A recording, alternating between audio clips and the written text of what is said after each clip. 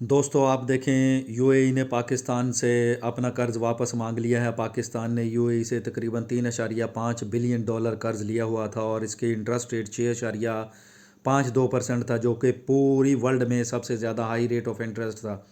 اس کے علاوہ پاکستان نے سعودی عربیہ سے بھی $5 ارب foreign exchange reserves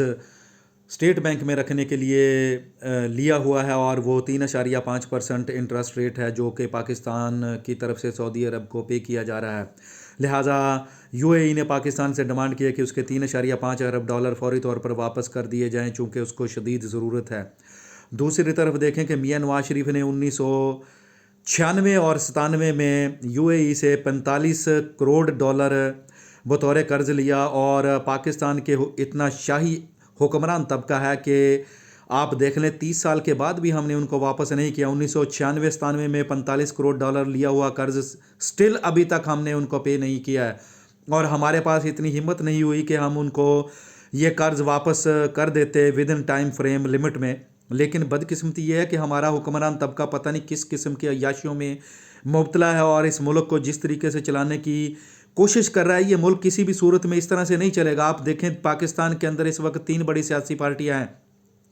Pakistan Tehreek Insaf, Pakistan مسلم لیگ نواز گروپ اور پاکستان پیپلز پارٹی۔ آپ تینوں پارٹیوں کے فائنانس منسٹر بٹھا کر ان سے ڈیبیٹ کروا لیں، تینوں پارٹیوں کے فائنانس منسٹر کے پاس اس ملک کے مسائل حل کرنے کا حل ہی موجود نہیں ہے۔ بدقسمتی سے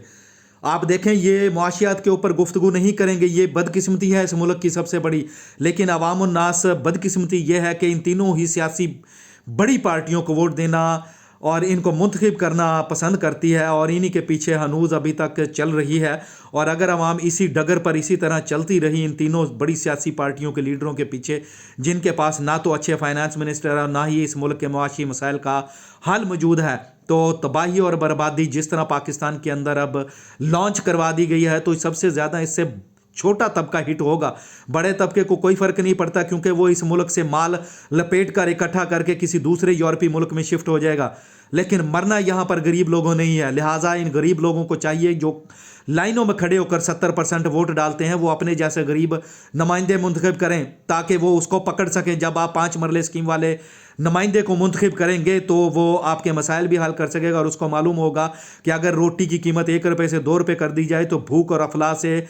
پیٹ میں کیا حل ہوتا ہے، اور ایک برے حالات کا سامنا کس طرح سے کیا جا سکتا ہے۔ لہٰذا پاکستان کی عوام کو اب ہوشیار ہو جانا چاہیے اور اپنے نمائندے اپنے درمیان میں سے منتخب کیے جانے چاہیے۔ والسلام۔